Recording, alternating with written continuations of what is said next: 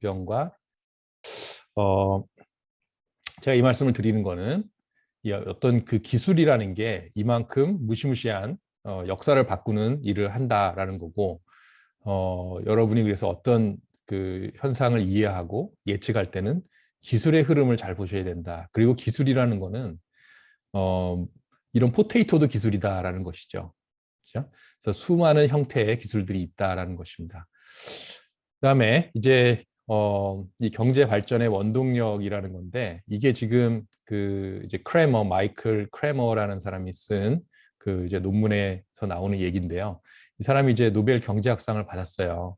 이 사람이 이제 그 한 얘기가 뭐냐면, 기원전 100만 년부터 지금까지 전 세계의 이제 대륙을 비교를 하는 거예요. 그래서 이제 유라시아, 아프리카 대륙이 있고, 아메리카 대륙이 있고, 오스트레일리아, 호주 대륙이 있고요. 그 다음에 호주 밑에 조그만 타스메니아라는 섬이 있어요. 이걸 비교를 합니다. 그래서 왜 이걸 비교하냐면, 옛날에 이제 100만 년 전, 뭐 10만 년 전, 뭐 이때는 빙하기가 있었죠. 이제 빙하기 때는 사람들이 대륙 사이를 다 걸어 다녔어요. 그러니까 바다의 수위가 낮았기 때문에. 그래서 사람들이 퍼져 살았는데, 이제 빙하기가 끝나고 바닷물이 이제 막 위로 점점 수위가 올라가니까 다 분리가 된 거예요. 그래서 이 각 대륙의 사람들이 분리가 되는데, 그때부터는 서로 각자 다른 진화 과정을 겪게 되는 거죠. 그래서 그걸 비교를 한 거예요. 그래서 유라시아, 아프리카는 현재 우리가 갖고 있는 기술들을 다 이제 갖고 있는 거죠. 그다음에 이제 그 아메리카 대륙의 기술은 잉카 문명, 마야 문명, 아즈텍 문명 이런 것들. 그래서 이제 피라미드도 만들고 뭘 해요? 막 그 인신 공양도 하고 막 그런 것도 하고 칼렌다도 만들고 막 그 정도까지의 그 어떤 천문학 이런 것도 좀 생기고 그런 기술들이 이제 나오죠. 근데 유라시아, 아프리카한테 먹혔죠. 그죠? 그러니까 그만한 유라시아, 아프리카 뭐 그러니까 유럽의 이제 기술 거기까지는 못 갔고요. 그다음에 호주에 가보니까 호주 사람들은 애버리지니 원주민들이 따로 이제 진화를 해왔는데, 거기서는 최고 기술이 부메랑이었어요. 부메랑. 그걸로 사냥을 하죠. 부메랑을 휙 던져서. 그 정도 기술이고 나머지는 그냥 신석기 시대의 기술인 거죠. 그다음에 타스메니아라는 섬에 가보니까 부메랑도 없고 여기는 그냥 돌도끼, 신석기를 이렇게 시대를 이제 그대로 그냥 갖고 있었고, 그 다음에 그 조그만 섬, 그 사이에 있는 섬에는 인간이 다 멸종을 했다라는 거예요. 그래서 이게 도대체 무슨 얘기냐 하면, 큰 대륙일수록 더 발전했다라는 겁니다. 큰 대륙일수록 발전했다. 그럼 큰 대륙이 왜 더 발전했을까? 큰 대륙은 사람이 많았기 때문에, 사람이 많으면, 그러니까 more people, more ideas예요. 사람이 많으면 아이디어가 많고요. 근데 아이디어라는 게 어떤 특성이 있냐면 공공재라는 특성이 있습니다. 그래서 어떤 예를 들어 여러분이 이제 뭐 떡볶이를 맛있게 해먹는 아이디어를 하나 만들었어요. 그러면 그거를 인터넷에 올리시면 수많은 사람들이 동시에 이용할 수가 있어요. 그게 되게 중요한 포인트입니다. 그래서 사람이 많으면 아이디어의 개수가 많은데, 그 아이디어가 모든 사람을 또 이렇게 이롭게 하거든요. 그래서 이제 기술이 더 발전한다라는 거죠. 그래서 중요한 거는 이 사람이 많아야 된다라는 건데, 물론 이제 그 사람이 사람 머릿수만 많다고 다 되는 건 아니고, 사람이 뭔가 이제 교육된 사람, 그러니까 휴먼 캐피탈이 있어야 되고, 그다음에 그 사람이 이노베이션을 할 인센티브가 있어야 되는 거죠. 그래서 이제 중국 같은 경우에 처음에는 이제 세계 최강국이었잖아요. 이게 많은 아이디어들이 나왔잖아요. 중국에서 뭐 종이도 만들고 화약도 만들고 뭣도 만들고 많이 나왔잖아요. 근데 이제 나중에 그 인센티브가 잘못돼 가지고 이제 그걸 못 하고 이제 이렇게 된 것이죠. 그래서 결국 이 사람이 많아야 되고 많은 아이디어가 있어야 되고 그거를 잘 조종하는 인센티브 시스템이 있어야 된다. 이게 어제 그 제도 말씀드린 거랑 이제 같은 겁니다. 그래서 이제 사람이 많은 이제 대륙일수록 이제 잘 되는데, 제가 이제 포테이토 얘기를 한 거는 이렇게 쭉 가다가 중국이 최강국인 상태로 쭉 가다가 유럽 사람들이 경쟁도 하고 신대륙을 발견하고 포테이토를 발견하고, 이거는 어마어마한 기술이거든요. 이 갑자기 뚝 떨어지니까 그게 이제 중국을 또 이기는 하나의 그 힘이 됐고, 유럽 사람들은 그 와중에 또 좋은 인센티브 시스템을 만들었고, 그거를 미국이 또 가져와 가지고 미국도 그 인센티브 시스템, 그 제도를 가지고 지금 이제 많이 발전을 해서 이제 그 패권국이 됐다라는 겁니다. 그래서 이제 파퓰레이션이죠. 중국이 나중에 이제 인구가 줄 것이다라는 거고, 이제 미국은 계속 늘어납니다. 그래서 지금 이제 격차가 꽤 큰데 격차가 줄어듭니다. 그래서 중국이라는 나라가 갖고 있는 어떤 강점 중에 하나가 인구인데 이것도 이제 줄어들게 되고, 뭐 인도도 이제 줄어들게 되고 이런 이제 미래의 이런 모습이 펼쳐진다라는 겁니다. 그래서 중국이 쭉 올라가는 그림에서 이제 인구라는 걸 여러분이 이제 잘 생각을 해봐야 되고, 지금 현재는 중국이 막 무섭게 이제 올라오고 있는 시대입니다. 지금은. 그래서 이게 뭐냐면 기술 수준입니다. 미국이 100이라고 그러면 2018년에 76이었는데 지금 80이에요. 그러니까 한국이 80.1입니다. 그러면 한국하고 중국이 지금 거의 비슷해졌죠. 일본은 87, 그다음에 EU 이제 그 유럽은 95가 좀 넘죠. 그래서 뭐 EU하고 미국은 뭐 비슷하게 갑니다. 95, 100 이 정도로 이제 계속 가는데 중국은 저 밑에 있다가 뭐 60 이 정도 있다가 70, 80 이렇게 막 지금 올라오고 있다. 그래서 이 추세로 이제 계속 갈 수 있으면 따라오겠지만 지금 미국이 이제 막고 있고 그다음에 중국 앞에 놓여 있는 큰 장벽이 뭐냐면 제도라는 거하고요. 제도는 결국 정치랑 관련이 됐다라는 거잖아요. 이 정치 시스템을 바꿀 수 있는가? 그다음에 또 하나의 도전은 뭐냐면 중국은 인구입니다. 인구. 그러니까 인구가 잘 교육된 인구가 많으면 좋은 아이디어가 나와서 이제 어떤 혁신 강국이 되겠죠. 근데 중국은 지금 인구가 이렇게 줄고 그다음에 양극화도 심하고 그래서 인구의 그 잠재력을 다 이용할 수 있는가 이제 여기에 이제 의문이 제기가 되는 거죠. 이거는 이제 그 기술의 이제 분야별로 이거를 또 격차를 이제 표현한 건데요. 중국이 지금 이제 ICT, 그러니까 인포메이션하고 커뮤니케이션 테크놀로지, 그다음에 소프트웨어 이런 거는 미국을 많이 쫓아왔습니다. 1.6년 차이로 많이 쫓아왔고 이제 다른 기술들은 차이들이 아직 많이 있습니다. 그래서 이제 4차 산업혁명이 만약에 ICT 소프트웨어 이쪽으로 이제 된다. 그래서 뭐 AI나 그러니까 AI가 만약에 이 감자와 같은 역할을 한다 그러면 중국은 이제 그걸 노리는 겁니다. AI가 세상을 바꾸는 어떤 감자가 된다. 그러면 우리는 여기서 미국을 추월해서 패권을 잡겠다. 이런 전략으로 가고 있는 거죠. 근데 이제 미국은 여기서부터 막고 있는 거죠. 화웨이부터 막고 있고, 그다음에 뭐 반도체 이 공급 체인에서 이제 배제를 시키려고 하고 있고, 이제 그렇게 이제 되고 있습니다. 그래서 이제 정리를 하면 미국과 중국을 비교하면 이제 총소득이나 1인당 소득, 군사비, 테크놀로지, 이노베이션 모든 측면에서 미국이 우월하고요. 중국이 우월한 부분은 파퓰레이션 사이즈하고 성장률입니다. 근데 이제 사이즈 자체가 국력은 아니고 어떤 구매력을 갖춘 그리고 교육받은 파퓰레이션이 중요하고요.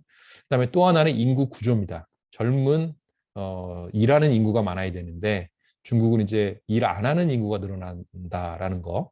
이제 그게 이제 휴먼 캐피탈에 영향을 미칩니다. 일을 안 하면 휴먼 캐피탈을 안 쓰니까 전체 휴먼 캐피탈이 줄어드는 이제 역할을 하는 거죠. 그래서 이제 이런 면에서 중국은 도전이 있고 또 휴먼 캐피탈이 있어도 그걸 잘 활용하게 하는 제도 이게 되느냐 이제 그런 문제가 있고 중국도 만약에 이제 렌트 시킹 하는 서로 자기들끼리 막 뺏는 이런 식으로 이제 간다면 경제 성장의 한계가 올 것이다라는 것입니다. 그래서 제도 개선이 중요하고 결국 정치의 영역이 이제 중요하다라는 이런 말씀이고요. 참고로 이게 뭐냐면 X축에 있는 게 그 젊은 인구, 그러니까 15에서 64세 인구의 비중입니다. 한국 같은 경우에는 이게 70%가 넘어요. 일본은 이게 60%이 정도 수준이고 중국도 70% 수준입니다. 그래서 한국과 중국은 일하는 인구가 많습니다. 그래서 역동적인 느낌이 나는 거죠. 근데 늙어가고 있습니다. 늙어가고 있고 이제 늙어서 이제 일본 같은 경우에 이 비율이 70% 정도까지 갔다가 줄잖아요. 줄면 1인당 소득입니다. 이 Y축은 이게 올라가다가 멈춰버립니다. 그러니까 젊은 인구가 작으면 1인당 소득 증가에 한계가 온다. 그래서 일본의 성장률이라는 게 뭐 0.1%, 0.2% 그렇잖아요. 중국은 뭐 지금도 뭐 5%, 6%, 7% 이런 얘기를 하고요. 근데 이제 뭐냐면 중국이 늙어가는 속도가 어마어마하게 빠르다라는 겁니다. 그래서 지금은 중국이 요 7%가 넘는 수준이라면 상당한 인구의 구조의 이점을 누리고 있는 상황입니다. 한국도 그렇습니다. 한국도 이점을 누리는데 그게 왜 그러냐면 아기를 안 낳으니까 애 키우는데 수많은 그 노력이 들어가지 않습니까? 돈도 들어가고 애 키우는 노력이 안 드니까 그걸 생산을 뭐 더 많이 할 수 있는 1인당 생산이 더 많이 늘어나는 그러니까 분모가 아무래도 덜 늘어나니까 그런 면이 있죠. 그러나 이제 이 일하는 사람이 늙어갈 거 아닙니까? 한꺼번에 늙어버리면 이제 이 소득 증가에 한계가 올 수 있다.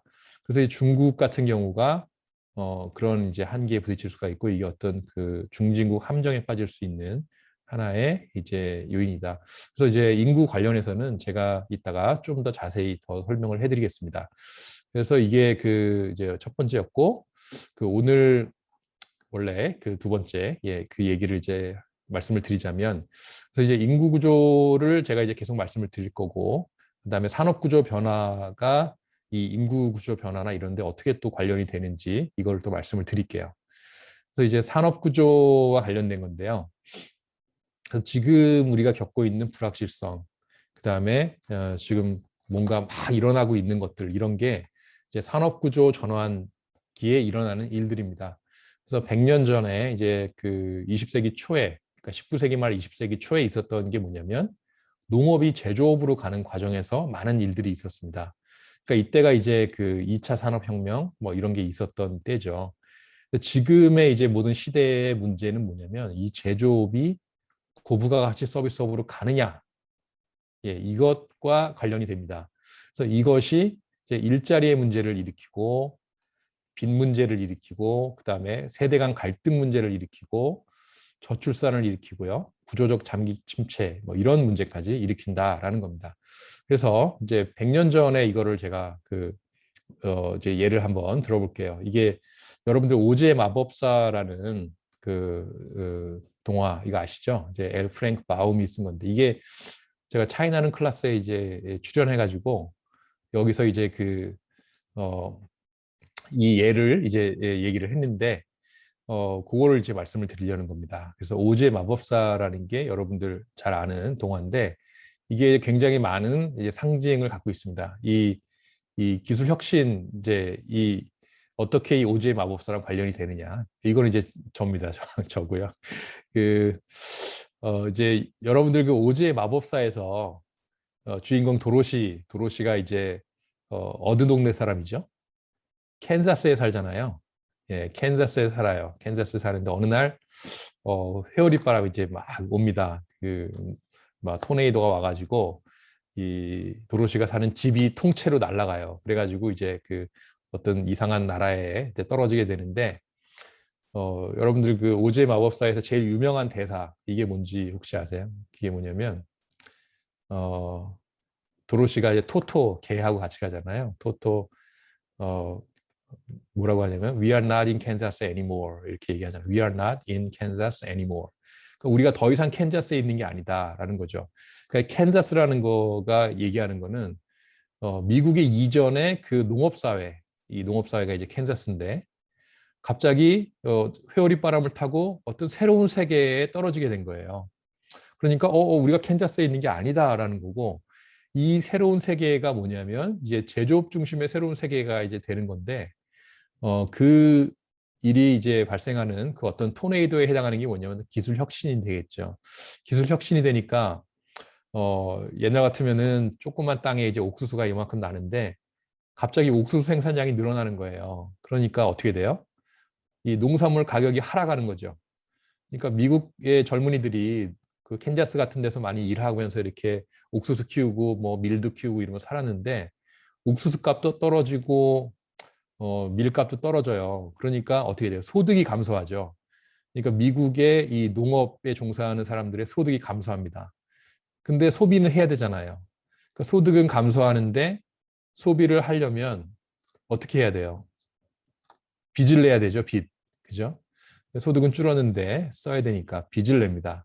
근데 이 농산물의 가격이 하락하니까 빚을 내는데 빚을 뭘로 내냐면 금으로 냅니다, 금. 그러니까 이 당시에 그 19세기 말 20세기 초에 미국이라는 나라는 근본이제였습니다. 여러분들 근본이제가 뭔지 아시죠? 금이 돈이에요. 그래서 여러분들 그 US 달러라는 게 이제 뭐냐면 금의 교환권입니다. 금의 교환권.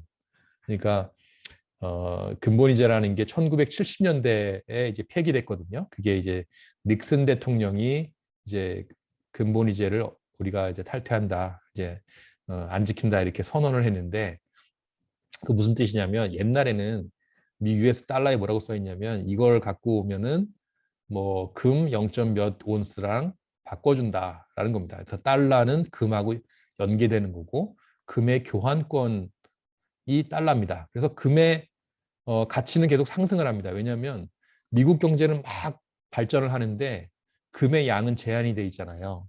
그러니까 금의 가치가 당연히 오르죠. 그죠? 그러니까 금의 가치는 오르는데 자기의 농산물 가격은 떨어져요.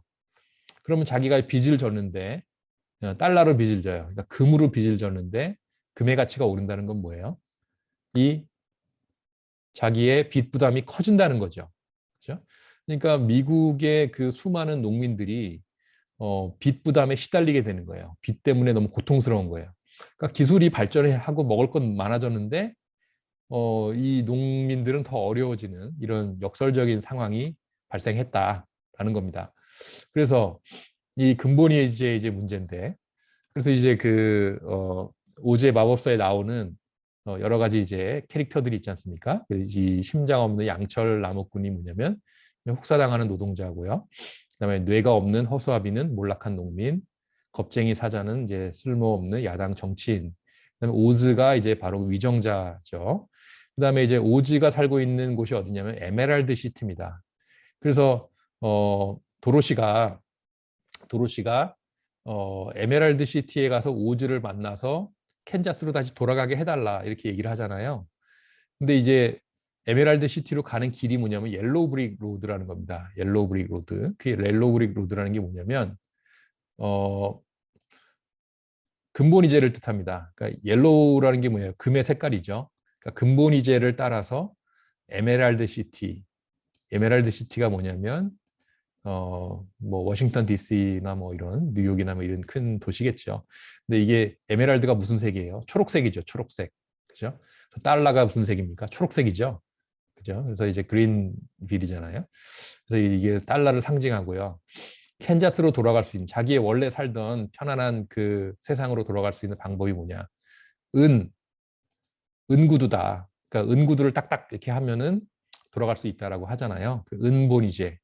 은본이제는 뭐냐면 금만 돈으로 쓰면 금이 희소하니까 돈의 가치가 자꾸 올라서 빚진 사람들이 괴롭잖아요.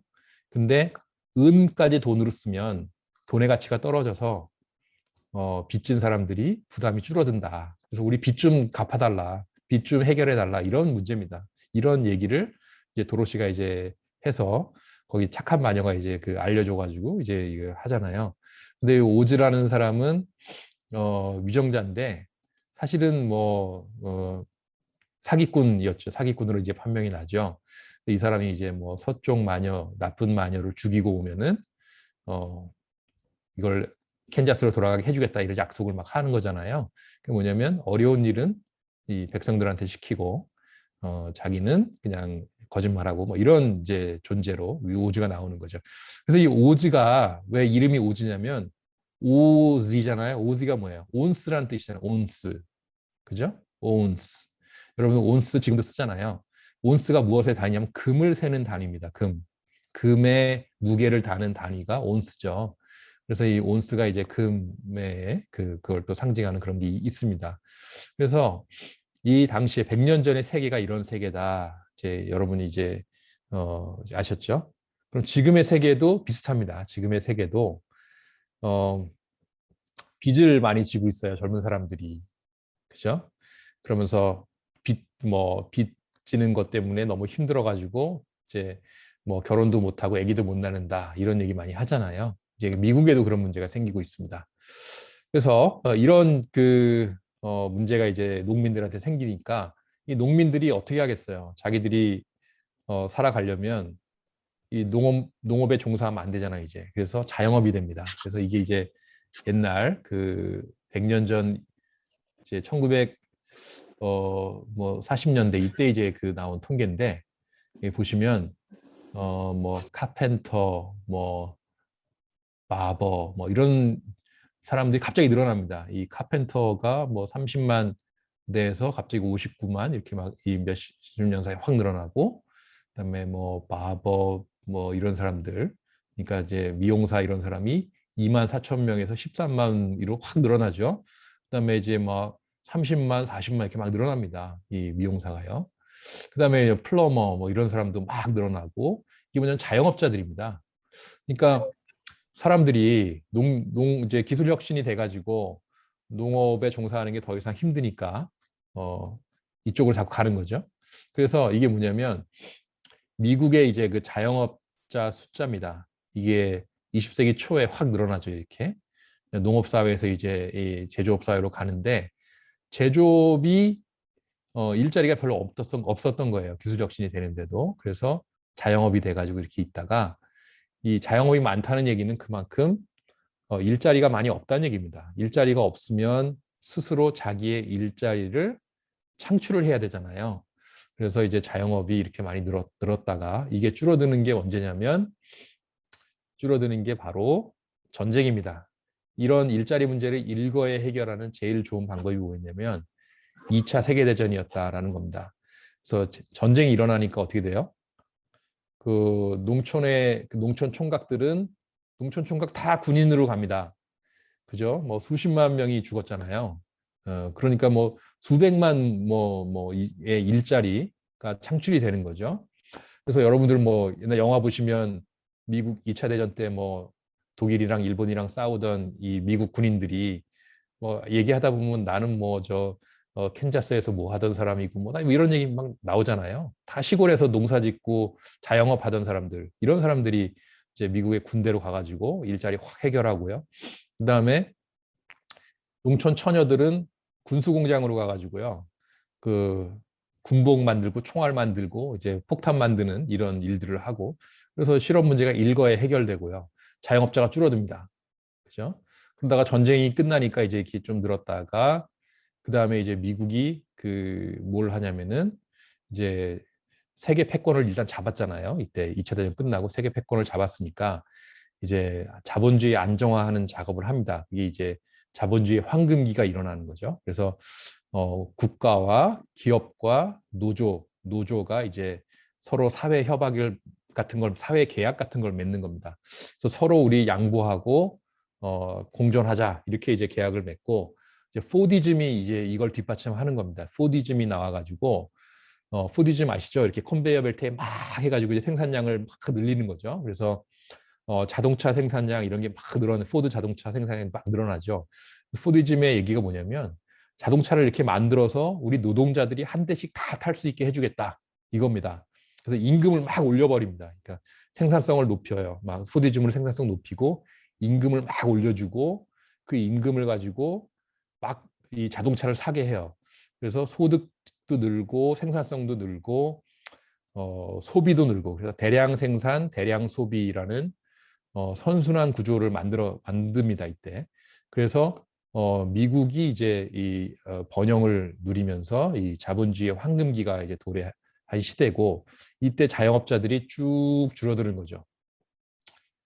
일자리가 많이 생겼죠. 큰 뭐 공장에서 이제 막 일자리 생기고 그러다가 이제 1970년대가 오니까 프로덕티비티 슬로우다운이라고 해가지고 이때 이제 많은 문제들이 생깁니다. 이때 어떤 또 문제가 있냐면, 이 1950년대 이 2차 대전 끝나고 베이비 부머들이 많이 생겼잖아요.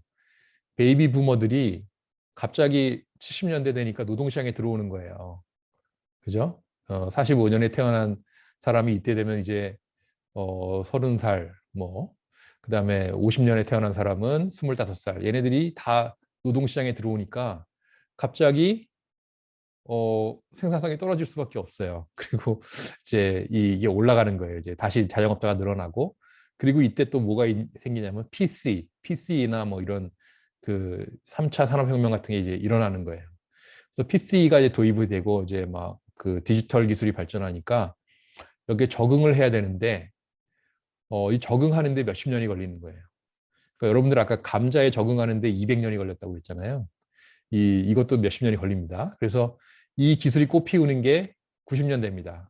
이 90년대가 바로 이 베이비 부머들이 40대가 됐을 때입니다. 40대. 그죠?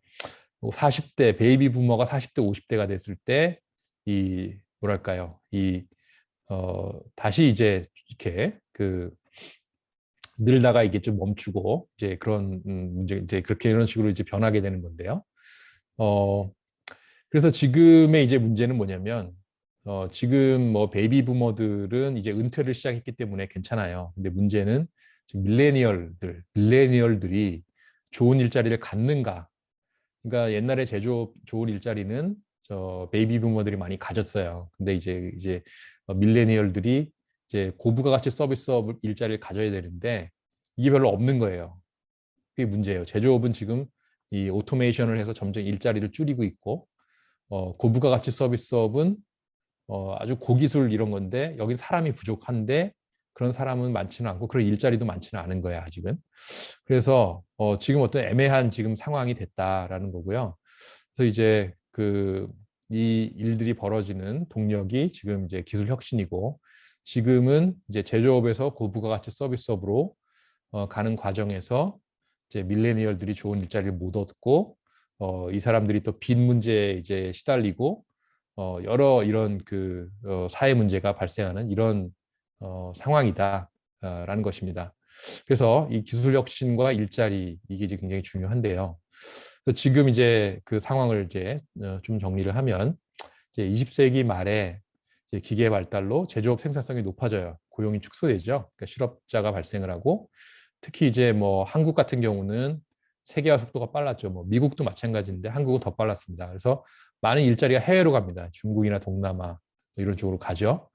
이게 이제 한국도 문제고 미국도 문제죠. 미국도 중국 동남아시아로 자꾸 일자리가 가니까 트럼프가 나와가지고 아메리카 퍼스트 하면서 이제 일자리 다시 가져오겠다 이런 얘기를 하게 되는 거죠. 그러면서 이제 여러 정책을 하는 건데 바이든도 그렇고요. 근데 이제 자동화 비율이 높아지면서 제조업 일자리는 더 줄어들게 됩니다. 그래서 이게 쉽지가 않다라는 겁니다. 이 제조업 일자리 옛날에 포드 뭐 이런 자동차 공장 이런 일자리는 별로 없다 이제. 그래서 이제 로봇이 많이 들어오고 지금 한국 같은 경우에 최고로 로봇을 많이 쓰고 있습니다. 그래서 한국 같은 경우도 제조업 종사자 수가 30년 전보다 적고요. 미국도 뭐 비슷하다고 생각하시면 됩니다. 그래서 전 세계 젊은이들이 이런 똑같은 문제를 갖고 있고 이 전 세계 젊은이들이 그래서 지금 이 자본주의에 대해서 사실 불만이 굉장히 많습니다.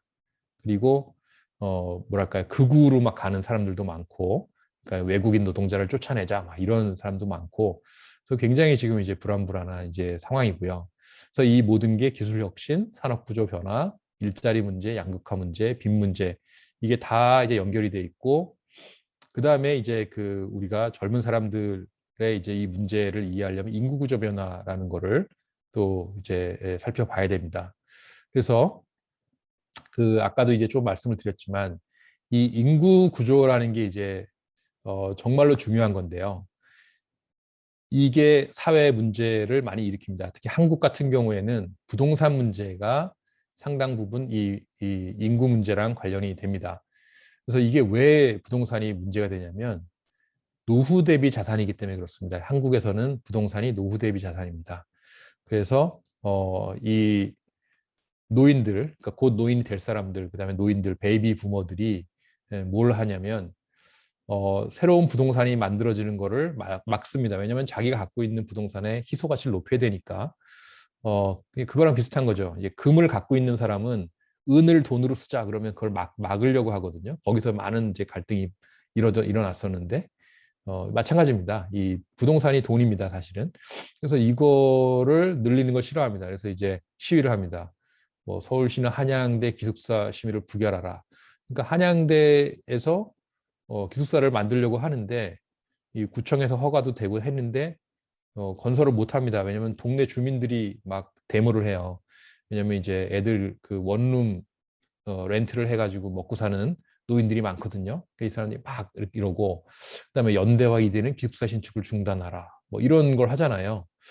이게 참 특이한 거죠. 행복기숙사 결사 반대, 뭐 그다음에 임대아파트 추진을 즉각 중단하라, 이렇게 나오잖아요. 그러니까 이런 걸 보면은 저는 참 이런 면에서 이 미국이라는 나라하고 한국이라는 나라가 많이 다르다. 그러니까 이 미국은 뭐 이런 거를 해도 뭐 이렇게 이런 식으로 데모는 잘 안 하는 것 같고요. 그다음에 예를 들어 이제 우버 같은 거 생각해 보시면은, 우버 같은 거를 한국에 이제 들어오려고 했잖아요. 근데 한국에서는 뭐 택시 기사들이 막 부신 자살을 막 하고 막 시위하고 그래서 결국 안 되잖아요. 못 해요. 막 분신 자살 하는데 어떻게 이걸 합니까? 정치적으로 안 되잖아요. 근데 제가 아는 분이 하와이에 사시는데 자기가 저녁에 심심하면 우버를 나간대요. 우버를. 그래서 하와이는 뭐 공항에서 호텔까지 왔다 갔다 하는 그게 많거든요. 그래서 자기가 우버 그거 하면은 이제 하루에 뭐 100불, 200불 이제 짜투리 돈을 버는데, 호텔에 딱 손님을 내려주면 택시 기사들이 한번 딱 째려본대요. 그냥 거기까지입니다. 예. 그러니까 째려보는 정도로 끝납니다. 미국 사람들이 착해서 그런 건지. 그죠? 근데 한국 사람들은 그렇지 않습니다. 막 부신제사라고 막 그냥 난리 납니다. 막 국회에 가가지고 그냥 뭐 다 때려 부십니다. 그냥. 그러니까 이게 뭐냐면, 어, 이 한국이라는 나라가 이 부동산의 모든 거를 다 몰빵을 하고, 그거 없으면 안 돼요. 그리고 택시 기사들도 막 그렇게 하는 게 뭐냐면, 이 택시라는 게 뭐 그냥 택시 기사가 예를 들어 뭐 그냥 우버가 될 수 있잖아요. 택시 기사 하다가 나 우버 기사로 바꾸면 되는데, 그게 아니고 한국은 이 택시 면허라는 걸 사고 팔아요. 이게 부동산하고 되게 비슷해요. 면허를 몇 천만 원짜리 샀는데 갑자기 우버가 들어오니까 3천만 원짜리가 1천만 원으로 값이 떨어지는 거예요. 그러면 자기 돈이 날라간다. 내 노후 대비 자산이 날라간다. 그러면 뭐 이제 죽고 사는 문제로 막 바뀌는 거죠. 그죠? 그래서 모든 걸 이룬 한국은 이 스탁이라는 게 뭐냐면 쌓여 있는 거, 어떤 부동산이든 뭐 면허든 뭐든 이렇게 스탁을 갖고 노후 대비를 하기 때문에 이제 이런 문제들이 많이 생기고요. 미국 사람들은 덜합니다. 미국은 뭐 부동산이라는 거를 자산으로 생각하기는 하지만, 뭐 그렇다고 여기에 이렇게 모든 자산을 몰빵하지는 않거든요. 주식을 좀 하긴 하죠. 근데 뭐 주식이라는 거는 뭐 항상 가격이 변하는 거고, 또 새로운 기업이 생기면 주식이 늘어나기 때문에 이게 큰 갈등 요인이 되지는 않거든요. 그래서 이 인구 구조 문제를 이제 본격적으로 한번 얘기를 해보겠습니다. 그 여러분들도 그 사실 노후 대비가 되게 중요한 관심사이시잖아요. 그래서 이 노후 대비라는 거를 이제 각 개개인의 관점에서 보는 거하고, 그 다음에 어떤 이 경제 전체 관점에서 보는 거하고 상당히 다릅니다. 그래서 이제 우리가 이제 거시 경제학이란 말을 하잖아요. 그러니까 개개인의 관점에서는 아주 좋은 어떤 방법이 거시적으로 볼 때는 아주 안 좋은 방법이 되는 그런 경우가 있다라는 겁니다. 그래서 우리 노후 대비를 한번 생각해 보시죠. 그러니까 노후 대책이라는 게 뭐냐? 본질적으로 일하는 사람이 만든 걸 어떻게 갖다 먹을 것인가라는 거에 문제입니다. 그리고 일하는 사람이 만든 거를 먹으려면 뭔가를 줘야 되잖아요. 그건 뭐냐면 나의 과거의 노동입니다. 그러니까 이 노후 대책의 본질은 나의 과거의 노동을 어떻게 미래의 소비로 바꿀 것인가, 이겁니다. 근데 이걸 할 수 있는 방법은 젊은 세대가 존재하기 때문에 가능합니다. 이 젊은 세대가 없다면 이 불가능합니다. 그래서 이걸 한번 잘 생각을 해보세요. 우리가 이제 바나나를 생산하는 경제다라고 한번 생각을 해보세요. 그래서 여러분들이 이제 바나나를 막 100개씩 생산을 해요. 근데 노후 대비로 내가 그중에 뭐 20개씩 저축을 하겠다. 그래서 창고에다가 바나나를 저축을 해요. 그러면 그 바나나를 늙어서 먹을 수 있는가? 어떤가요? 안 되죠? 그죠? 여러분이 바나나를 저축을 해 놓으시면은 바나나는 썩어버리잖아요. 그죠? 그래서 뭐 쌀도 뭐 어느 정도 가지만 뭐 20년, 30년씩 놔두기는 어렵잖아요. 그래서 사람들이 이제 사회라는 거를 조직을 해서 그 문제를 해결하는 건데, 몇 가지 방법이 있습니다. 제일 쉬운 게 가족 이전입니다. 그 뭐냐면 내가 이 쌀을 뭐 이 바나나를 자식들한테 먹여서 자식을 키워가지고 나중에 자식이 이 바나나를 생산을 하면 자식이 생산한 거의 일부를 내가 또 먹는 거예요. 그러면 자식한테 남는 걸 주고 그다음에 나중에 자식이 또 그 만든 것 중에 남는 걸 내가 먹고 이런 식으로 이제 이게 그 사이클이 돌아가는 거죠. 그래서 이 방법을 이제 전통적으로 가장 많이 썼는데 기대하기가 어렵다라는 겁니다. 지금 한국에서 어때요? 여러분들 뭐 미국에 계신 분들은 좀 다르시겠지만 한국은 자식 교육뿐만 아니라 자식 결혼도 책임져야 되고 자식 취직도 책임져야 되고 자식이 환갑될 때까지 책임져야 된다. 뭐 이런 얘기 나오잖아요.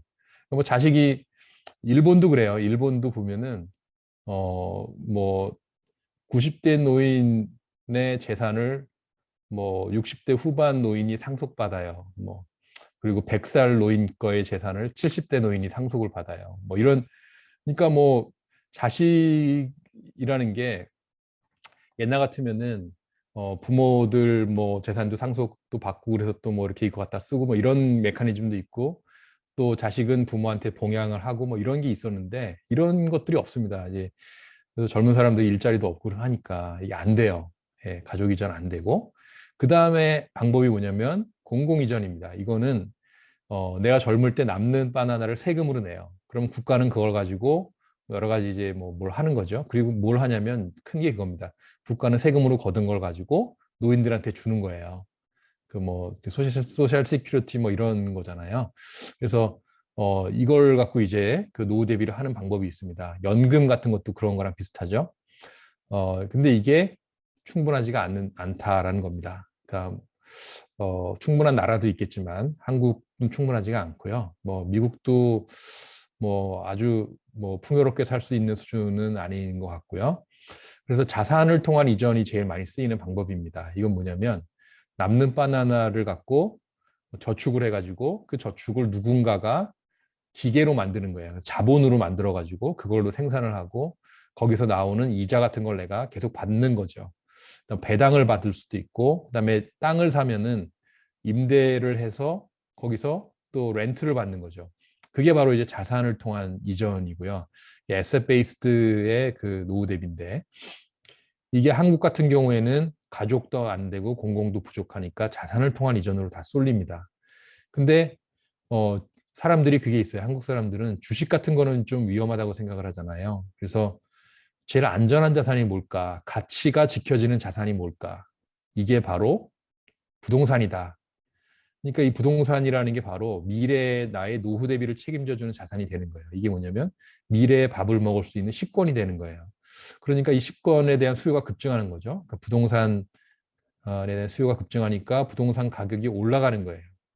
근데 부동산 가격이 올라가면 경상 수익률은 하락합니다. 이게 뭐냐면 예를 들어서 10억, 뭐 3억 원짜리 집이 10억 원이 됐어요. 근데 거기서 나오는 렌트는 그전하고 비슷해요. 그러면 투자 수익률을 따지면 분모가 커지니까 수익률은 떨어지는 거죠. 그래서 지금 이 노후 대비 자산의 수익률도 별로 높지는 않은 상황인데 그럼에도 불구하고 계속 가는 거는 집값이 오르니까 자본이득을 얻을 수 있다. 뭐 그런 이제 차원에서 또 더 몰려들고 그다음에 젊은 사람들은 내가 거기서 착취당하기 싫다. 그러니까 또 자기도 집을 사겠다. 그래서 막 이 수요가 올라가고요. 미국에서도 요즘에 이제 그런 이제 일이 벌어집니다. 그러니까 뭐냐면 이 경상 수익률이 낮다는 거는 경제 전반적으로 수익률이 낮다는 거예요. 그러니까 금리가 낮다는 거죠. 금리가 낮으니까 그거 가지고 자산을 사자. 자산 수요는 계속 올라가고 그러니까 부동산 값이 올라가고 젊은 사람들도 따라서 사고 이런 식으로 돼가지고 이제 미국도 집값이 많이 오르고 주식 가격도 많이 오르고 뭐 이런 이제 일들이 벌어지는 거고요. 한국도 부동산 문제가 여기서 이제 비롯되는 거고 이거를 어, 일본이나 대만도 이미 경험을 했다라는 겁니다. 그래서 과거에 그 일본의 이 그 부동산 거품 이걸 100이라고 하면은 지금은 반 정도입니다. 반보다 뭐 조금 위로 올라갔겠죠. 한 60 정도. 뭐냐면 아직도 최고점을 회복하지 못하고 있다라는 겁니다. 그러니까 모든 사람들이 다 몰려가지고 부동산을 샀다가 한번 꺼지니까 이제 거품이 터지니까 이제 경제가 쭉 가라앉고 이때가 이제 그 인구 구조도 늙어갈 때입니다. 그래서 이제 더 이상 회복이 지금 안 되고 있고 대만도 이제 비슷한 문제가 있고요. 그래서 미국이 만약에 일본이 된다 그러면 막 올라가다가 이런 문제가 생기겠죠. 근데 인구 구조가 일본처럼 만약에 된다면, 근데 이제 미국은 인구 구조가 일본하고 많이 다릅니다. 그래서 꼭 이렇게 될지는 모르지만 어쨌든 자산 가격이라는 게 어떤 그 노후 대비하는 시점에 제일 많이 오르는 겁니다. 그리고 미국의 이 노후 대비를 하는 분들이 누구냐면 베이비 부머들이고요.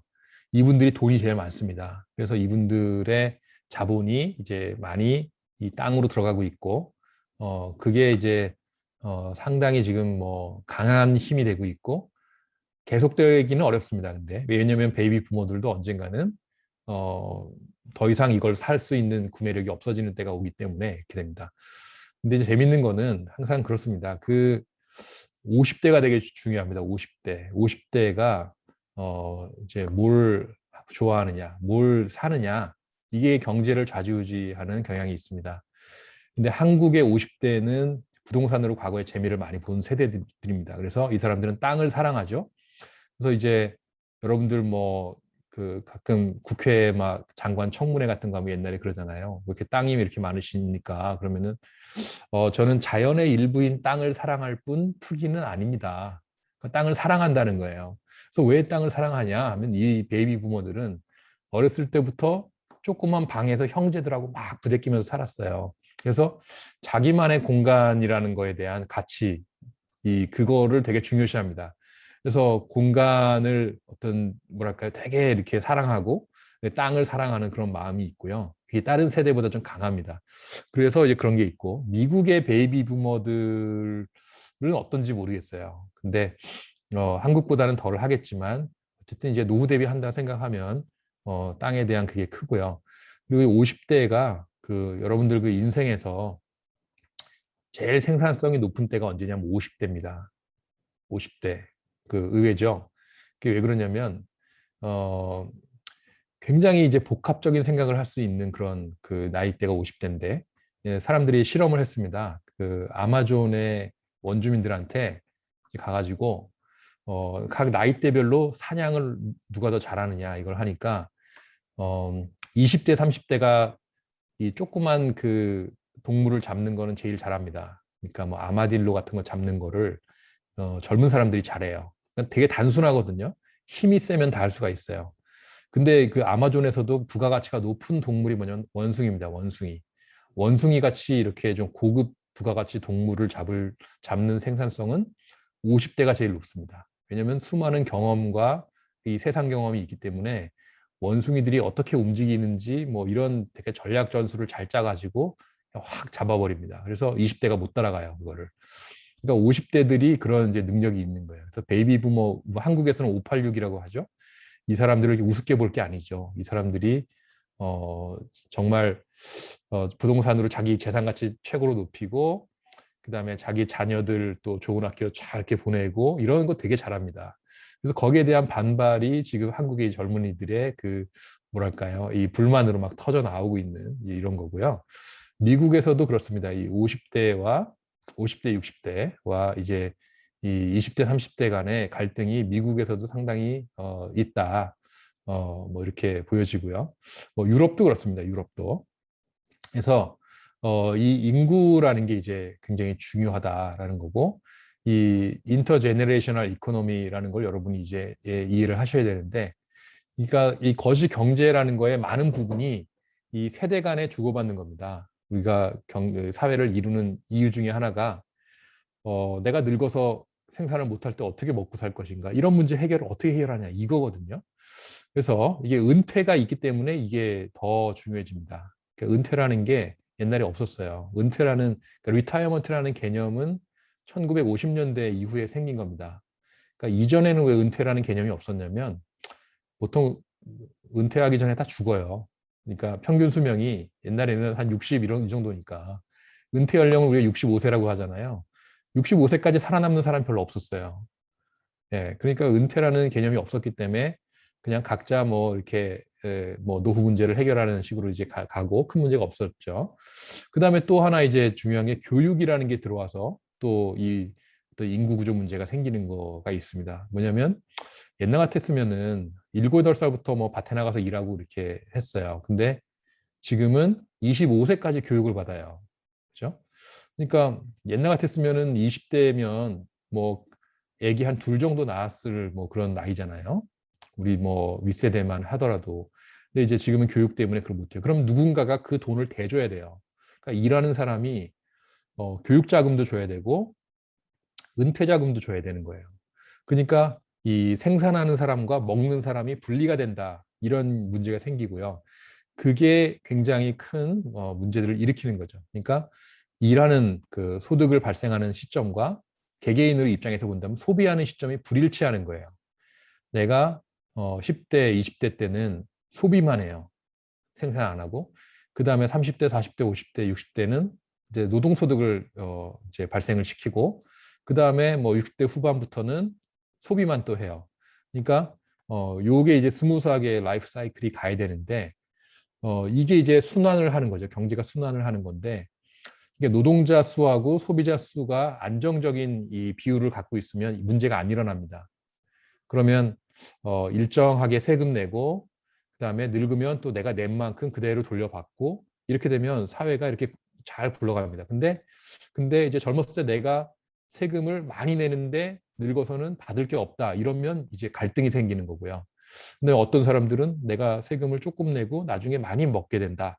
뭐 이제 여러 부류의 사람들이 생기는 거거든요. 그러면 여기에서 이제 세금 많이 내는 사람과 적게 내는 사람 간에 이제 세대 간 형평성 문제가 생기고 불균형 문제가 생기고 그러니까 식권 수와 밥의 생산량 사이에 불균형이 생기는 거예요.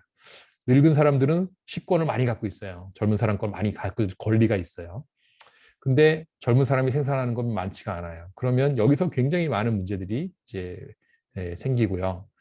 그래서 우리가 이제 현재의 그 경제를 이해하려면 이런 불균형이라는 관점을 가져야 되고요. 그래서 이게 그 불균형이라는 게 항상 나쁜 건 아닙니다. 불균형이 좋을 때가 있습니다. 그게 뭐냐면 어, 애기들이 별로 없고 노인도 별로 없을 때 젊은 사람만 막 많으면 그러면 오히려 경제가 막 성장을 빨리 해요. 그게 뭐냐면 인구 배당이라는 겁니다. 데모그래픽 디비덴드라고 하는 건데 이게 뭐냐면 소비자 수가 증가하는 속도가 있고 노동자 수가 증가하는 속도가 있는데 노동자 수 증가 속도가 더 빠를 때 인구 배당입니다. 그러니까 여러분들 이거 생각하면 돼요. 이 욕조가 있어요. 욕조에 물이 있어요. 욕조에 물이 있는데 수도꼭지를 틀어놔요. 거기서 인플로우가 나오는 거죠. 이 수도꼭지가 틀어놓으면 인플로우고 그 다음에 밑에 이 배수구를 열어놓으면 아웃플로우가 생기죠. 그러니까 경제라는 게 균형을 이루려면 인플로우하고 아웃플로우가 일정하면 이제 균형이 되는 거죠. 들어오는 거 나가는 거. 그러니까 뭐냐면 젊은 사람들이 인플로우예요. 그러니까 이 욕조에 있는 물이 노동 인구의 풀이라고 생각을 해보세요. 그러면 인플로우가 이제 들어오죠. 그다음에 이제 은퇴하는 사람은 아웃플로우로 나가는 거죠. 그럼 인플로우와 아웃플로우가 정확히 일치하면 경제가 균형을 이룹니다. 근데 어, 인플로우는 많은데 아웃플로우가 별로 없어요. 그러면 인구 배당이 일어납니다. 그러니까 새로 들어오는 사람은 많은데 나가는 사람이 없어요. 그러면 인구 구조가 피라미드 구조가 되죠. 그죠? 밑은 이렇게 막 이렇게 올라오고 위에는 별로 없고 인구 구조가 이렇게 피라미드 구조가 되면 인구 배당이 생깁니다. 그래서 여러분들 그 폰지 파이낸스 이런 거 들어보셨죠? 폰지 사기, 뭐 다단계 판매 뭐 이런 거 뭐 들어보셨잖아요. 이게 뭐냐면 내가 수익률 50% 보장해 줄게. 그 사람 모집을 해요. 그리고선 뒤에 들어오는 사람 돈 가지고 앞에 들어온 사람한테 주는 거예요. 근데 이 폰지 스킴이 사람이 늘면 늘수록 가능해요. 계속 새로 들어오는 사람이 늘어나면 폰지 스킴을 쓸 수가 있어요. 그게 일종의 인구 배당 비슷한 거예요. 그거를 우리가 수십 년을 누렸어요. 인구 구조가 이렇게 그러니까 베이비 부머들이 이 노동 시장으로 들어오는 그 과정에서 엄청난 인구 배당이 생겼고요. 고도 성장이 일어나는 겁니다. 한국에서도 고도 성장이 일어났고 미국에서도 성장이 50년대, 60년대에도 이제 일어났고 90년대에도 일어났잖아요. 상당 부분 인구 배당의 효과가 있습니다. 특히 이제 90년대는 베이비 부머가 40대가 돼서 생산성이 높아지면서 또 그런 효과가 있고요. 그래서 인구 배당이 이제 굉장히 중요하고 한국의 성장률의 20%를 요게 설명을 합니다. 근데 이제 거꾸로 이 배수구는 넓은데 이 수도꼭지에 물은 별로 안 나와요. 그럼 점점점 줄잖아요. 그러면 나가는 건 많은데 들어오는 건 없어요. 그러면 마이너스 인구 배당이 나옵니다. 그게 뭐냐면 그 보너스가 아니고 오너스라고 얘기하잖아요. 인구 보너스가 아니고 오너스다 이렇게 얘기를 하고, 이게 앞으로 수십 년 동안 부딪힐 문제고요. 이 문제가 제일 심각하게 나타나는 나라가 이제 한국, 일본은 이미 이제 나타나고 있고, 중국도 이게 나타날 것이고, 미국도 어느 정도 나타나는데 미국은 그래도 좀 덜한 편이다라는 겁니다. 그래서 뭐냐면 개개인의 미시적인 계획이 있고 국가 전체의 거시적인 이런 그 순환이라는 게 있는데 괴리가 된다는 얘기입니다. 그래서 개개인은 합리적으로 막 저축을 해요. 근데 모든 사람이 저축을 해요. 저축 자금이 남아 돌아요. 그러면 이 자본의 수익률이 떨어져요. 그러면 수많은 문제들이 거기서 파생이 되는 거예요. 그래서 여러분이 거시적인 그림을 갖고 있어야 된다라는 겁니다. 그래서 이게 뭐냐면은 이제 생산 연령 비율하고 이 어떤 이 장기 균형 값인데, 이게 뭐냐면 이제 X축과 Y축이 일치를 해야 균형이 나타나는 겁니다. 이게 이제 60% 정도 수준입니다. 그러니까 인구 중에 60%가 일하고 40%는 교육을 받거나 은퇴해 있는 그런 경제면 유지 가능합니다.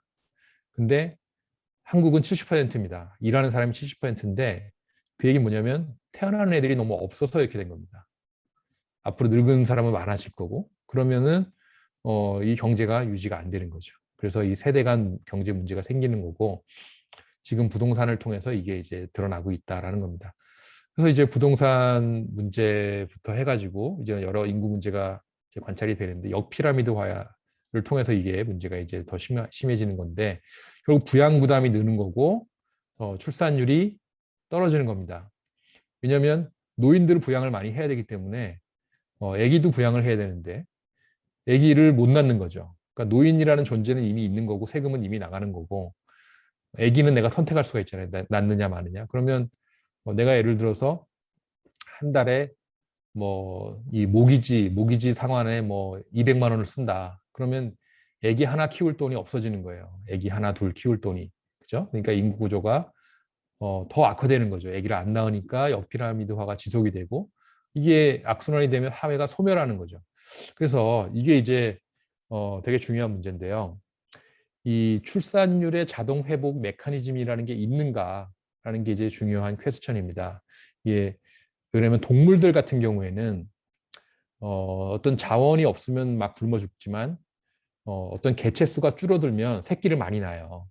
그게 이제 멜더스의 그 감자랑 똑같은 거거든요. 감자를 많이 주면은 애들을 많이 낳고 뭐 이런 식의 이게 있는데, 요즘은 그 메커니즘이 작동을 안 한다는 겁니다. 감자를 아무리 많이 줘도 아기를 안 낳는다는 거죠. 그렇죠? 이게 왜 그러냐면 이거를 이제 퀀터티 퀄리티 트레이드 오프라고 하는데, 옛날에는 이 교육이라는 게 별로 중요하지가 않았어요. 그래서 교육은 귀족의 전유물이었기 때문에 그냥 먹을 게 있으면 아기를 낳아요. 근데 요즘은 먹을 게 있으면 애 교육에 써요. 그러니까 퀀터티보다는 퀄리티를 중요시하는 사회가 된 거예요. 그래서 왜 또 이 퀄리티를 중시하냐면 아까도 말씀드렸지만 기술 혁신이 중요하다고 했잖아요. 기술이 모든 걸 변화시키는 시대이기 때문에 이 기술 혁신에 적응을 하려면 교육을 받아야 돼요. 안 그러면 그냥 단순 노동밖에 할 게 없는 사회가 되는 거예요. 그래서 애를 낳으면 교육을 잘 시켜야 되고, 교육비는 계속 이렇게 오르잖아요. 미국에서도 뭐 무슨 그 아이비리그 이런데 뭐 사립학교 얼마나 비쌉니까? 그 제가 옛날에 그 유학할 때 그때 등록금이 한국 돈으로 한 3천만 원 정도 됐었는데 1년에요. 요즘에는 뭐 5천만 원도 넘는다고 하더라고요. 5천, 6천, 7천 뭐 하여튼 뭐 정확히 모르겠는데 어마어마하게 비싸졌다라는 겁니다. 그러니까 뭐 아기를 많이 낳아서 잘 키우기가 어렵다, 이런 사회가 됐고요. 그래서 출산율이 이 자동으로 회복되기가 굉장히 어렵습니다.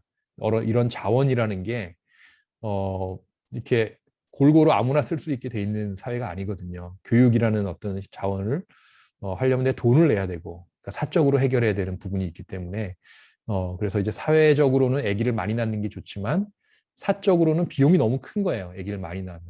그래서 사회적 수익과 사적 비용이 이게 대응이 안 되는 이런 문제가 생기고요.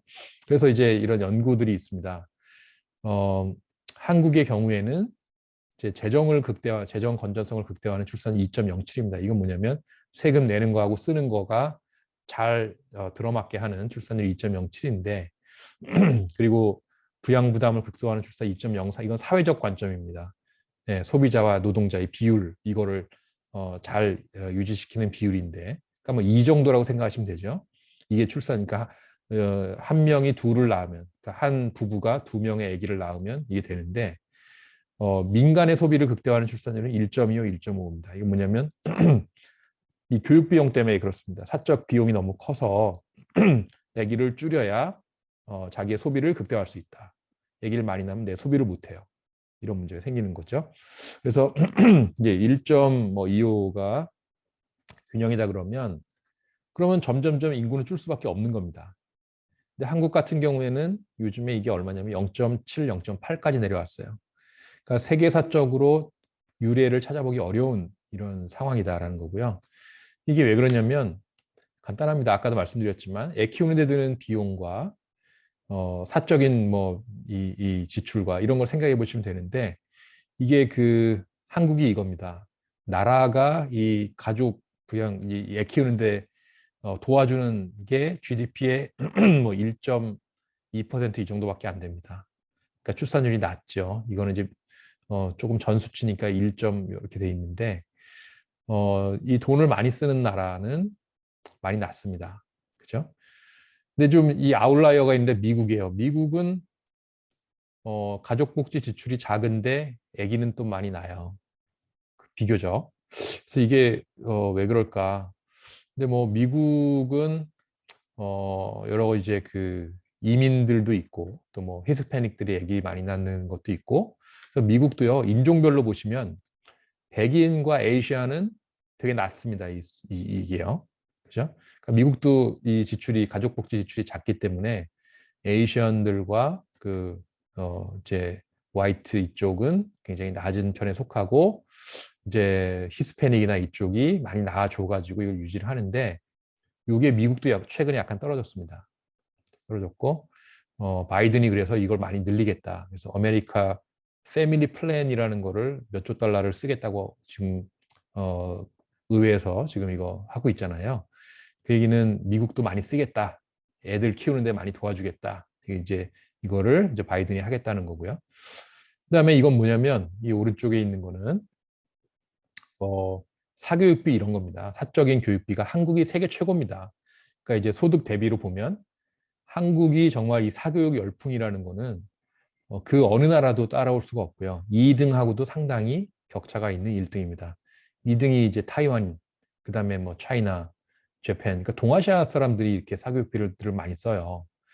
이게 참 희한한데 미국에 있는 동아시아 사람들도 이 사교육비를 많이 써요. 그래서 미국 사람들이 원래 학원 이런 거 잘 없었는데 한국 사람들이 가서 그거 퍼뜨리고 있어요. 시험 준비 학원 이런 거 있잖아요. 그죠? 그 희한한 그 문화예요. 한국은 막 안 되면 학원을 보내버리는 이런 뭐랄까 좀 이 서양 사람들하고는 뭔가 하여튼 좀 다른 이런 것들이 있는데 이게 문화 때문인지 뭐 제도 때문인지 모르겠는데 어쨌든 이걸 적게 쓰는 나라들은 그래도 높아요. 그렇죠? 그러니까 사적으로 돈을 많이 쓰고 공적으로는 덜 쓴다. 그러면 당연히 아기를 덜 낳는 것이다. 라는 것이죠. 그게 이제 또 중요한 게 뭐냐면 이 여성들의 이게 이 사적 교육 비용이 있는데 이거에 더하기 여성들의 비용이 또 큽니다. 이게 이제 그 X축이 이 왼쪽 그림에 X축이 이 메일 그러니까 이제 그 남성들의 그러니까 젊은 남성들의 years of schooling이다. 취학 연수 몇 년을 학교를 다니느냐. 그 14.5년이다 그러면 고등학교까지 12년 다니고 대학 한 2년 다닌 게 평균적으로 봤을 때 그러니까 14.5가 좀 넘죠. 그다음에 이 Y축은 여성들입니다. 여성도 남성하고 거의 똑같습니다. 이게 뭐냐면 전 세계적으로 한국 사람들만큼 대학을 많이 가는 민족이 없습니다. 대학이 많기도 하지만 세계 최고입니다. 2등이 이제 싱가포르, 그다음에 그다음에 이제 스위스, 홍콩 이런 나라들이 이제 많이 가고 미국도 뭐 많이 가는 편에 속합니다. 미국도 대학이 많죠. 근데 이제 재밌는 거는 미국이나 선진국들은 대부분 여성의 학력이 높습니다.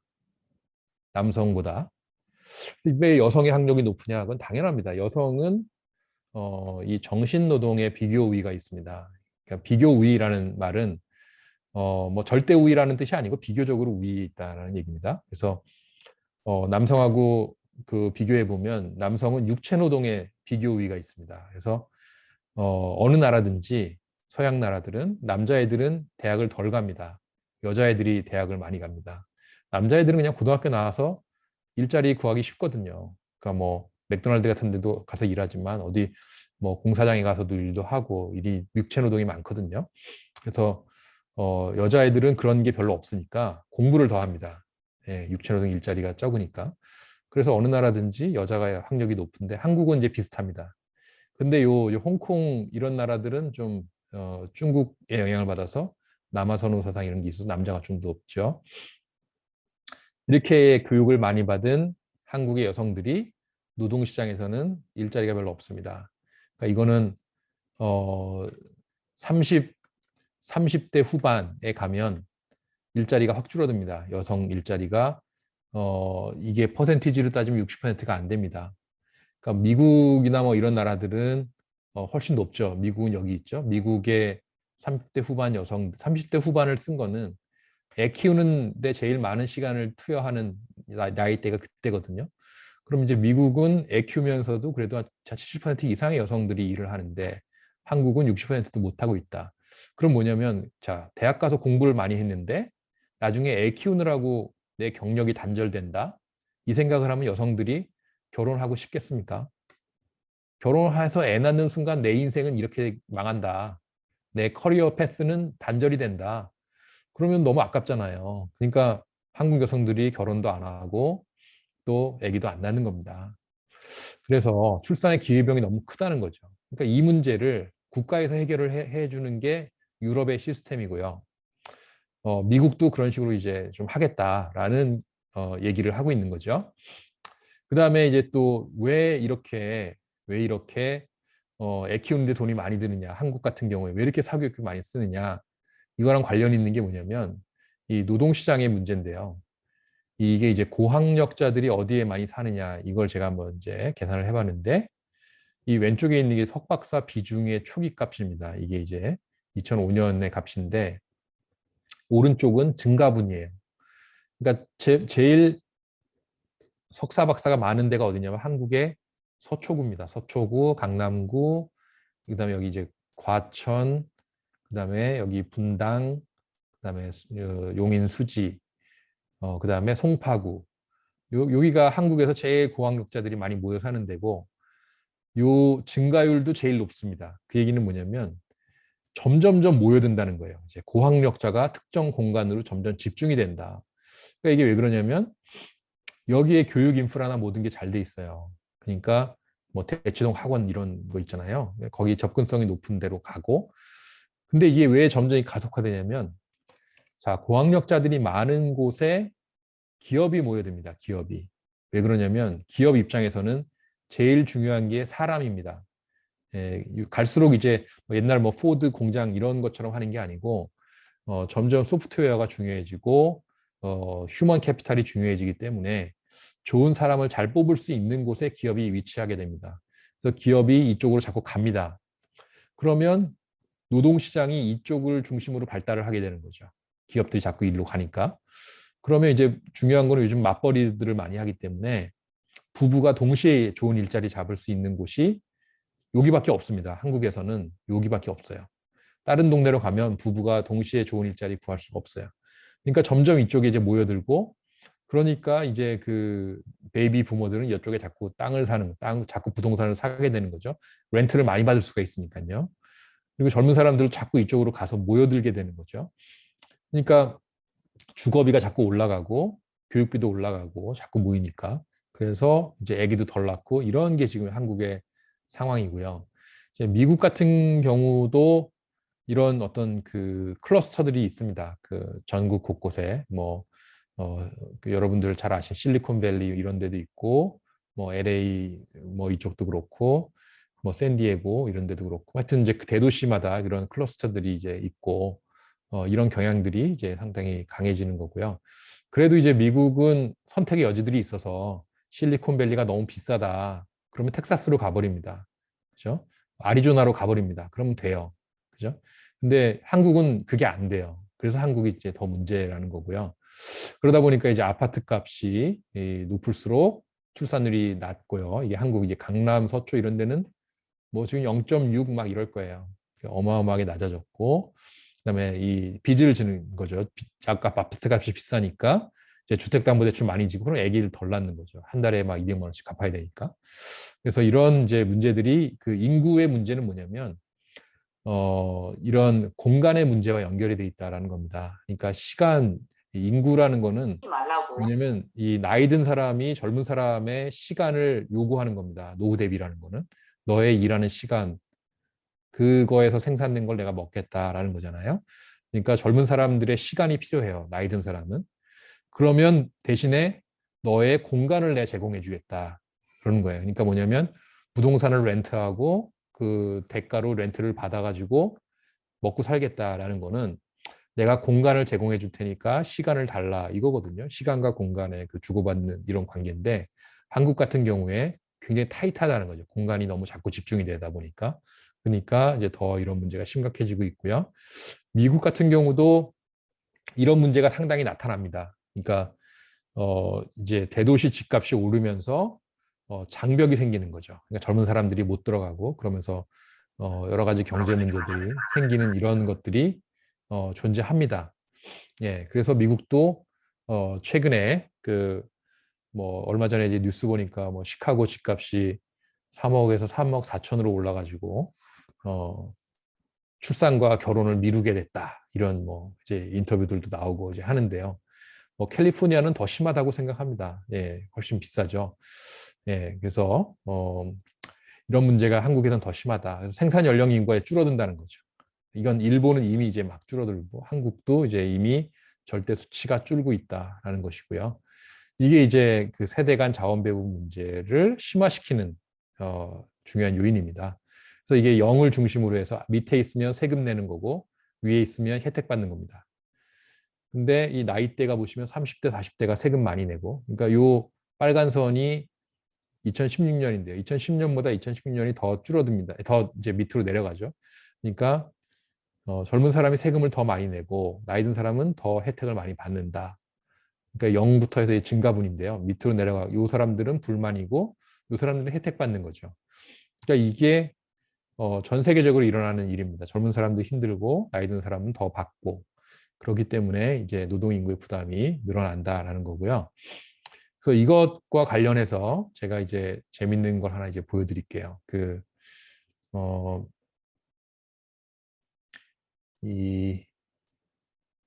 이건데요. 자, 이 공유를 하겠습니다. 자, 이게 이제 미국입니다. 미국. 예, 미국이고요. 이게 인구 구조입니다. 여러분들이 잘 보이시죠? 이게 인구 구조인데 이게 0세부터 해가지고 이게 이제 100세까지 이게 population by age입니다. 이게 쫙 있고 그 다음에 이건 뭐냐면 요 가운데 툭 튀어나온 거는 어, 노동소득입니다. 노동소득. 그 다음에 요 쭉 퍼져 있는 거는 소비입니다. 이게 뭐냐면 이 노동소득에서 이제 요 노동하는 나이대에서는 자기 소득이 소비보다 많습니다. 그러니까 여기 저축이 되는 거죠. 이 남는 거를 젊은 애들한테도 주고 노인들한테도 주는 구조입니다.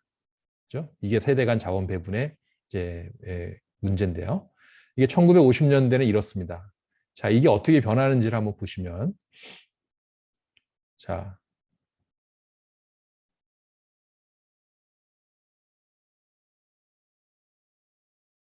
자, 이게 2100년 미국의 이제 모습입니다. 그러니까 인구 구조가 이제 아까는 피라미처럼 되다가 이제 평평하게 되는 거죠. 그렇죠? 그리고 요 이제 2100년까지 우리가 살아 있을지는 잘 모르겠지만 노인들이 굉장히 많은 시대가 되고 요걸 갖다 이쪽으로 다 줘야 되는 이런 이제 문제가 생기는 거죠. 그래서 이게 이제 인구 출산의 이제 미디엄 시나리오인데요. 여러분들이 이건 굉장히 낙관적인 부분이 있고 로우 시나리오로 가 보시면 이제 어떤가 한번 볼까요? 로우 시나리오는 이제 좀 비관적 시나리오죠. 보시면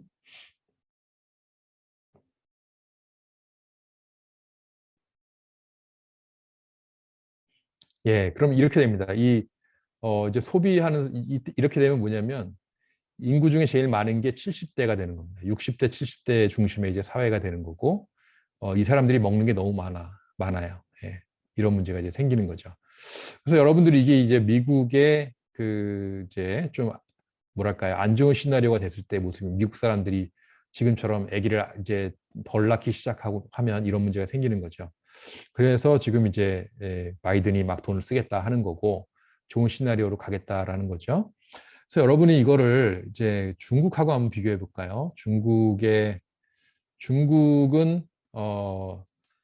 이제 미디엄 시나리오로 먼저 한번 볼까요? 중국은 이제 완전 이 피라미드였죠. 1950년에. 자, 이렇게 됩니다. 이제 보시면 쭉쭉쭉쭉 해서 이렇게 되죠. 2100년. 예. 이거는 미디엄 시나리오니까 뭐 상당히 괜찮은 편에 속하는 건데 지금 중국이 제가 볼 때는 로우 시나리오로 이제 많이 가고 있다. 그래서 한번 이제 보시면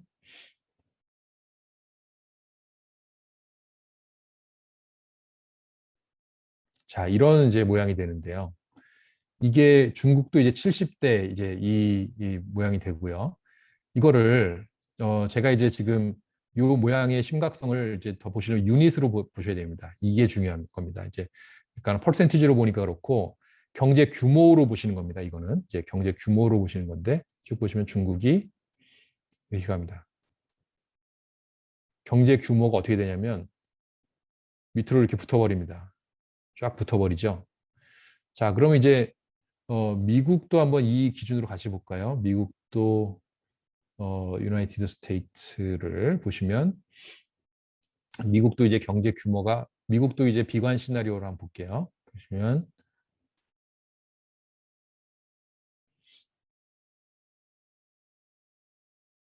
그래도 미국은 비관적인 경우라도 상당히 늠름하죠. 이 높이가 있죠, 높이가 그죠? 그러니까 GDP 자체가 상당히 유지가 된다는 얘기죠, 그죠? 그럼 이제 한국 같은 경우는 어떨까요? 한국 같은 경우는 지금 사실 이 비관보다 더 비관인데 한번 보시면 한국은 어떤 식으로 움직이냐면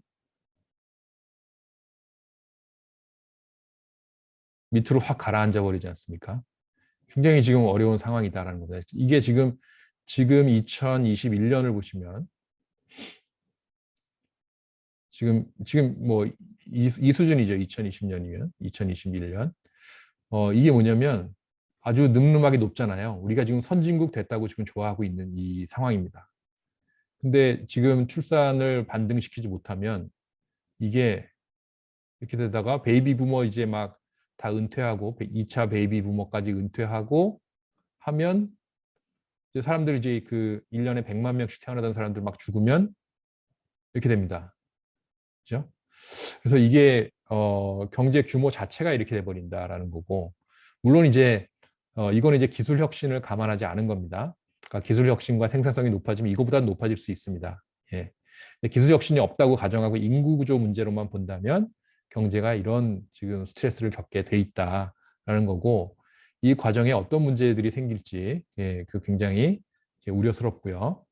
그래서 미국도 이제 지금과 조금 이제 슬로우로 한번 보여드릴까요? 지금 미국도 2021년 상당히 지금 괜찮습니다. 지금 일하는 사람들이 대다수고 지금 이 밀레니얼들이 지금 막 인구가 지금 이제 많이 높은 편이고요. 오히려 베이비 부머의 자식들이 더 많습니다, 지금. 그래서 지금 굉장히 역동성이 이제 생길 겁니다, 미국도. 이 밀레니얼들이 이제 막 주류가 되면. 근데 문제는 밀레니얼들이 아기를 못 낳는다는 거죠, 많이.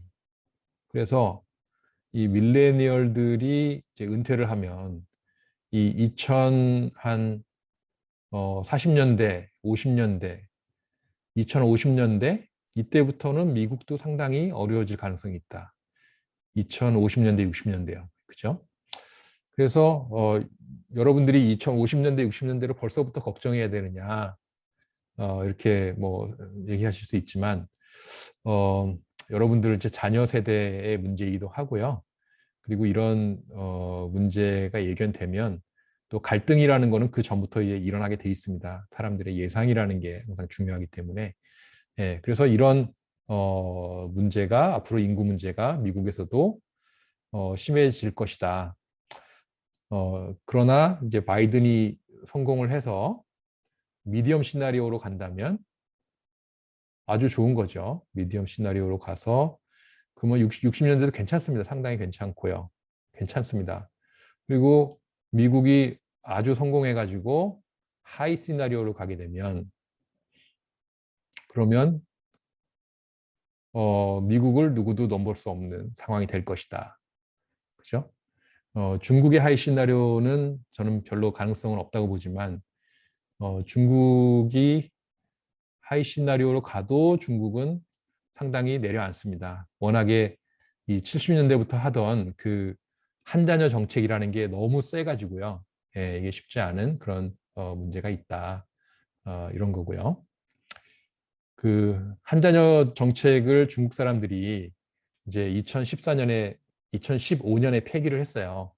그래서 제가 이제 중국 사람들한테 물어봤어요. 그 상하이에 있는 이제 그 대학 교수한테 야 너희들 이제 출산율 좀 올라가는 거 아니냐 그랬더니 그러는 거예요. 상하이는 지금도 출산율이 0.89밖에 안 된다. 둘 낳으라고 한다고 해서 더 낳을 상황이 아니다. 하나만 낳으라고 해도 하나도 안 낳는 상황이다라는 거죠, 중국이. 그래서 중국에서는요, 아기를 낳으려면은 그 임신 면허증이라는 게 있어야 되거든요. 그래서 임신 면허증을 이제 2장을 발급해 주겠다 해도 안 낳는다는 거죠. 그죠? 재밌지 않습니까? 뭐, 이 임신 라이센스를 받아야 되니까. 라이센스 없으면 불법이고, 그러면 처벌받고, 이제 뭐, 여러 가지 혜택에서 제외되고, 뭐 그런 나라인데요. 지금은 이제 그거를 다 늘려주겠다. 그래서 그런데도 아기를 안 낳습니다. 한국 같은 경우는 이제 말씀드렸듯이 자원 이전의 불균형 가능성이 굉장히 크고요. 이게 어떤 문제냐면, 이건 뭐, 자세하게 뭐 설명하기는 시간이 없고, 이겁니다. 기성세대가 적고 청년 세대가 많으면 빌려준 거를 더 나중에 많이 받고 서로 상생을 할 수가 있습니다. 서로 좋습니다. 근데 요즘은 나이 든 사람이 더 많고 빌릴 사람이 별로 없어요. 그러면 이 여기서 뜯어내야 되는 문제가 생기는 거예요. 그러니까 돈 빌릴 사람이 적은데 그 사람들로부터 나의 노후를 이제 책임을 하여튼 지게 만들어야 되니까 더 많이 뜯어내야 되는 문제가 생기고 이 더 많이 뭔가를 받으려면 결국 땅이 제일 좋은 수단이다. 부동산은 우리가 없이 못 사니까. 그래서 이제 이런 문제가 생기고 갈등을 일으키고 있다. 이런 이제 말씀이고요. 그래서 젊은이들이 과거의 그 30대들은 이게 이제 라이프 사이클입니다. 이게 뭐냐면 20대부터 시작해서 80대까지 빚을 얼마나 지느냐. 과거에는 이런 식으로 점점 빚을 늘려가다가 나중에 빚을 갚고 죽고 이렇게 됐는데 이게 2014년 이때부터 갑자기 베이비 부모들이 빚을 져요. 베이비 부모들이 빚을 져서 뭐 하냐면 집을 사요. 그 다음에 2018년부터는 갑자기 30대가 빚을 져요. 왜 그러냐면 얘네들한테 빚을 넘기는 거예요. 집을 팔아버리든지 넘겨요. 그럼 빚이 일로 넘어가는 거죠. 그러니까 이 베이비 부모의 이 빚은 줄고 이 에코 부모, 그러니까 뭐 밀레니얼 이런 애들의 빚은 늘어나고 그러니까 이제 갈등이 생기는 겁니다. 예.